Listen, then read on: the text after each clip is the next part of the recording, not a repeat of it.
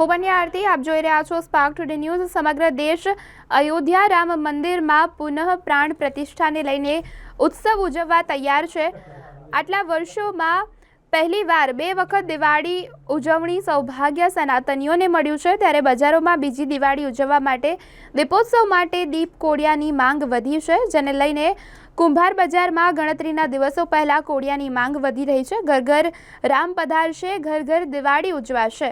ત્યારે અયોધ્યા રામ મંદિર પુનઃ પ્રાણ પ્રતિષ્ઠા કરવામાં આવશે, ત્યારે સમગ્ર દેશ માટે બીજી દિવાળી તહેવાર ઉજવવામાં સનાતનીઓમાં ભારે ઉત્સાહ છે।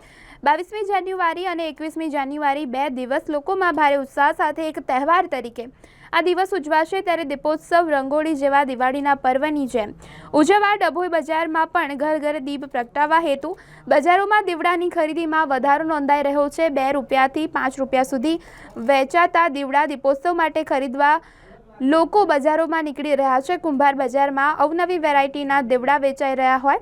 આગામી 21 અને 22મી જાન્યુઆરી સનાતનીઓ બીજી વાર દિવાળી ઉજવશે, ત્યારે ભારે ભીડ જોવા મળી રહી છે।